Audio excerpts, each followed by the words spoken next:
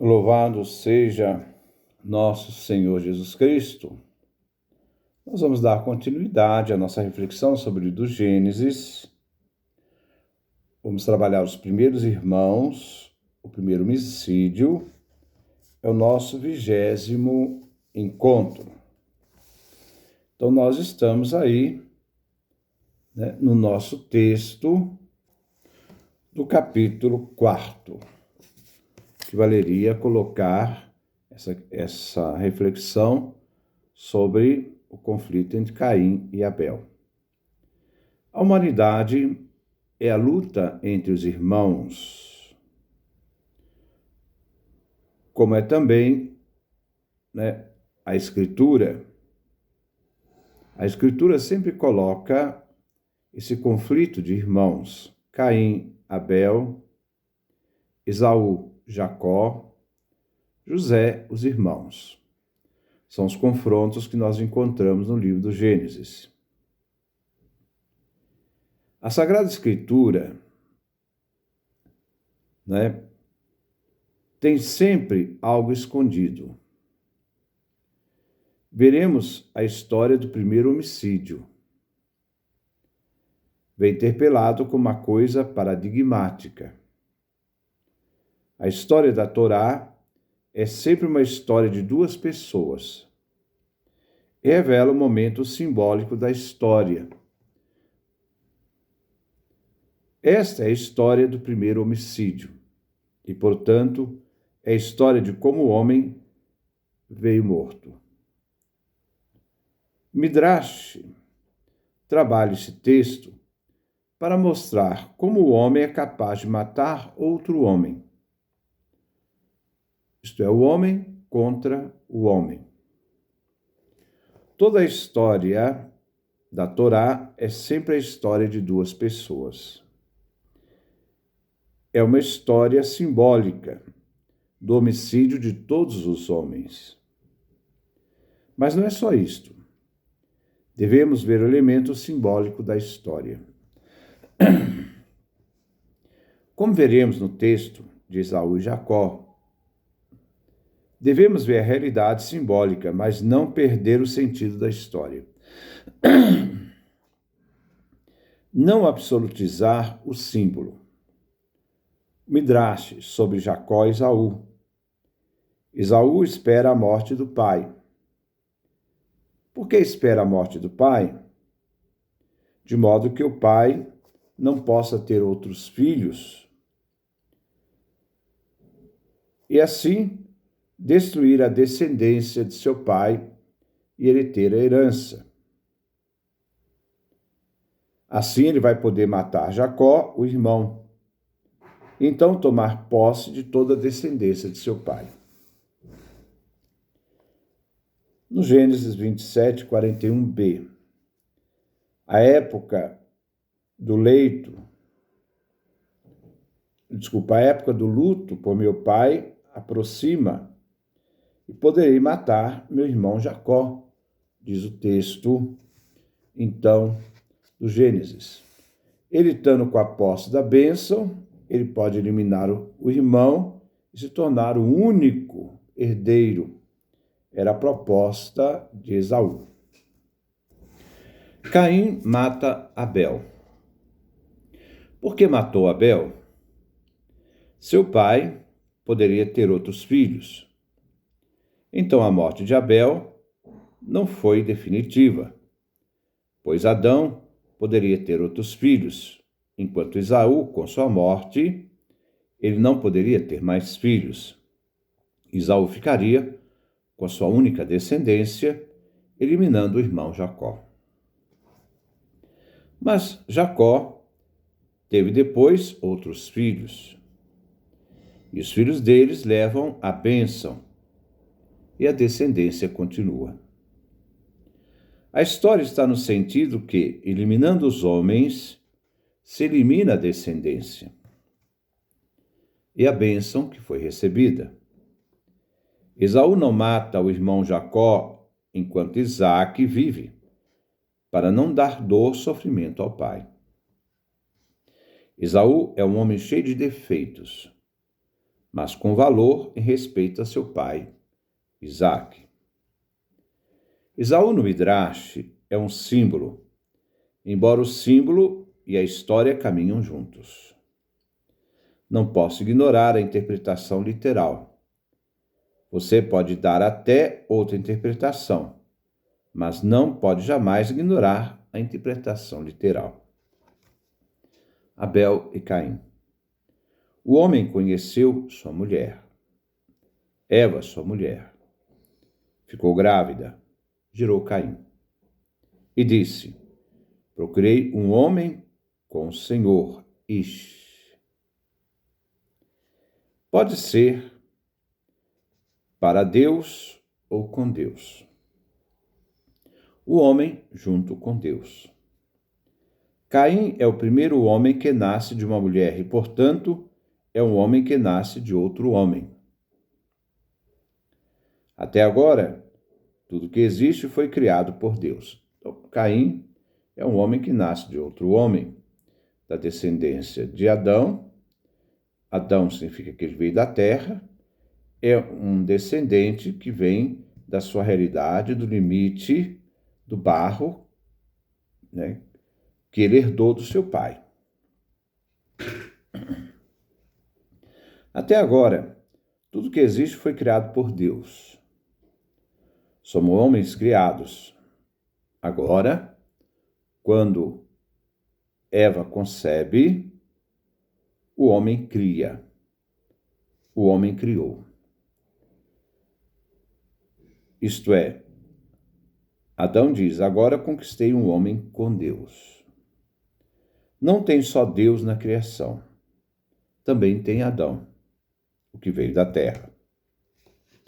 Fazer parte da criação, né? Como Adão, e agora Adão também cria. Existem 3 associados no nascimento do ser humano: o homem, a mulher e Deus. O nome Caim tem a raiz, né, que é conquistar e poder conquistar algo. A raiz de Caim é quinhão. O nome de Caim tem a força do poder do homem que cria. O homem gerando o filho, ele se torna criador. Caim é o primeiro homem que nasce. E gerou ainda o irmão, depois gerou ainda o irmão Abel. Abel era um pastor, Caim era um agricultor. Tem pouca ênfase no nascimento de Abel. Seu nome, muita atenção nisso, seu nome significa a inconsistência. O nome Abel significa inconsistência, a vaidade. Enquanto o nome Caim expressa uma grande força física, Abel é alguém que não é muito percebido e é mais fraco que Caim. Todos os patriarcas são pastores. O pastor, por excelência, é Moisés. O pastor representa a capacidade de guiar, capacidade de fidelidade ao próprio rebanho. O pastor indica a capacidade da vida contemplativa. Pode pensar, pode refletir. Caim é um que trabalha a terra, um trabalho continuado, exigente. É um trabalho mais material do que espiritual. No fim do dia, Caim trouxe ao Senhor uma oferenda de frutos da terra, uma oferta para Deus. Então nós vamos ver uma dimensão mais espiritual expressada pelo trabalho do pastor, a experiência do pastor e a realidade simbólica do pastor, que nós encontramos lá com Abel, e do outro, o trabalho não espiritual, mas um trabalho exigente, que gasta energia, que é o trabalho de força, que expressa o nome de Caim, é aquele que trabalha na terra, né? E ele diz: no fim do dia, Caim trouxe ao Senhor uma oferenda dos frutos da terra. uma oferta para Deus. Antes da queda, o homem não precisava produzir fruto. A própria natureza produzia o fruto e o homem se beneficiava desse dom divino. Agora, o homem tem que trabalhar a terra e produzir os frutos. E assim, produzindo os frutos, ele pode então comer. Se ele não trabalhar a terra, ele não come. Como o homem não podia comer da carne, então ele devia viver dos frutos da terra. Mas Deus aceitou a oferta de Abel e sua oferta não agradou a oferta. E Deus não agradou da oferta de Caim. Caim se irritou muito e seu rosto ficou abatido. Isto é, caíram as faces, o rosto de Caim. Assim, nós temos duas ofertas. Uma aceitável, a de Abel, e outra não aceitável por Deus, a de Caim. Antes de continuar essa reflexão, eu lembro que nós temos duas formas de vidas distintas. A primeira forma é a forma da vida agrária. A vida agrária expressa a vida sedentária. E de outro lado, nós vemos a vida nômade ou seminômade, caracterizada pelo pastoreio na busca de pastos. Não se plantava pastos, mas se buscava pastos para o rebanho. São dois estilos diferentes. A humanidade veio da situação nômade para a situação sedentária. Foi através, quando o homem se torna sedentário, que ele cria cidades, núcleos humanos. Quando ele é pastor, o núcleo é familiar, é tribal. Então nós temos duas realidades. É claro que a distinção assimétrica que nós encontramos no mundo do trabalho, de lavrar a terra, gera também uma estratificação social, diferente do mundo no mundo do pastoreio, no mundo nômade, onde a realidade não há uma estratificação social, há simplesmente uma relação tribal. Um pai que é pai de todos e que é responsável pela tribo. Então nós vemos na figura de Caim e Abel duas realidades da história da humanidade. O mundo do pastoreio, o mundo nômade, tribal, e o mundo agrícola, o mundo sedentário da criação das cidades. Para o desenvolvimento da sociedade, do ser humano na descoberta do sentido da vida, Caim mata Abel, isto é o mundo agrário que deve eliminar o mundo pastoreio para que a humanidade possa desenvolver em cidades. E aí cria toda essa estratificação social. Mas isso é uma leitura sociológica. Vamos voltar ao nosso texto. Por que Deus aceita uma oferta e não a outra? Quando Caim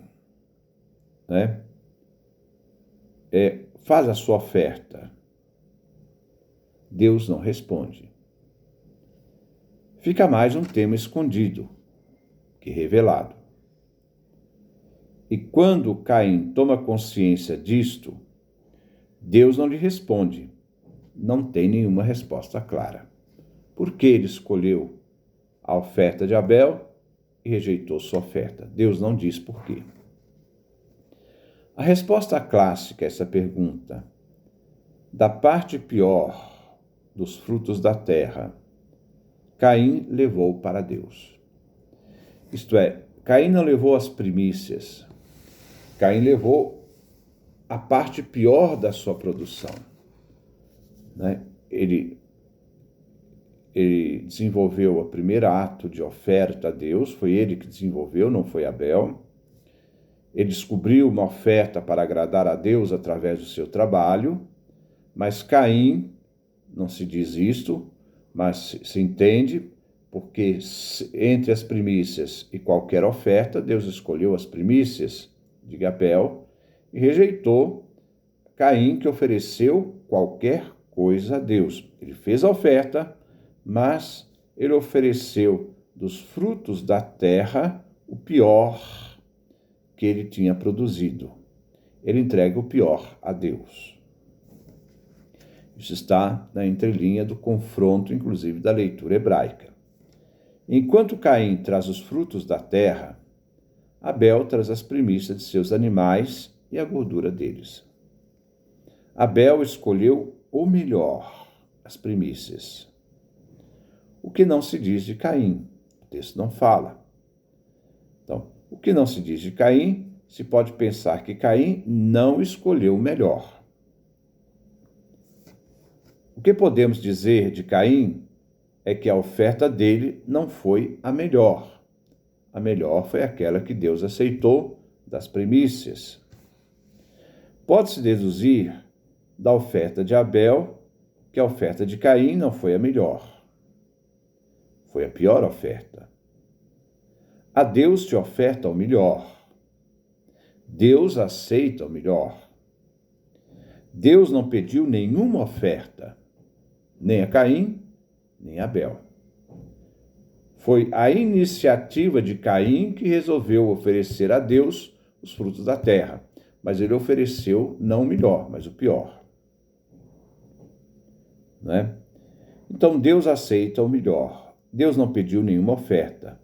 Não existe uma ordem divina para que se ofereça uma oferta. Deus não pediu nada, porque ele não precisa de nada. Não é? A oferta foi iniciativa própria de Caim e depois,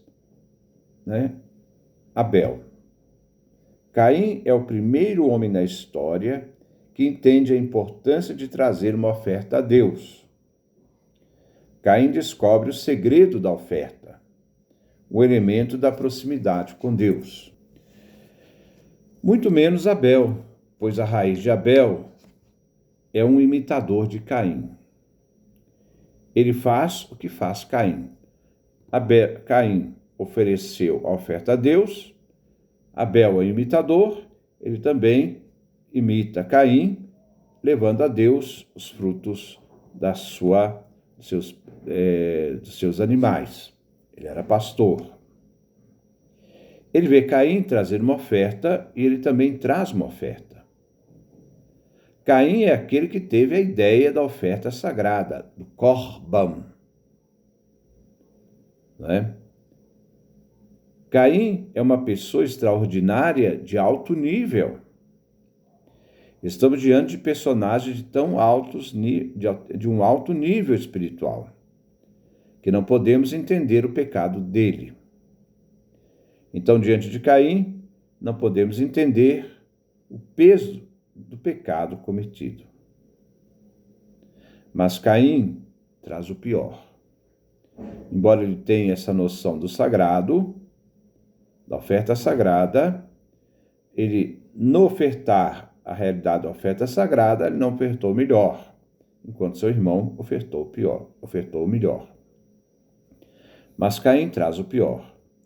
Por que trazer os frutos da terra se pode dizer que trouxe o pior? Caim, ao trazer os frutos da terra, traz os frutos sem fazer uma escolha. Abel faz uma escolha das primícias e suas gorduras. O não ter o necessário para fazer uma escolha. Caim escolhe o segredo da oferta, o segredo do sacrifício. Abel descobre o segredo do sacrifício do melhor, e não qualquer sacrifício. Não é possível que não pense em escolher, a oferta.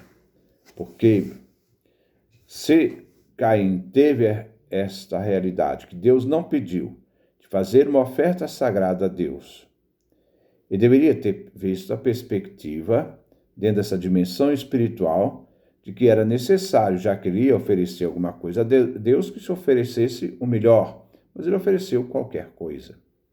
Abel, que imita Caim, ofereceu as primícias e a gordura. Aqui nós vemos que ele ofereceu o melhor.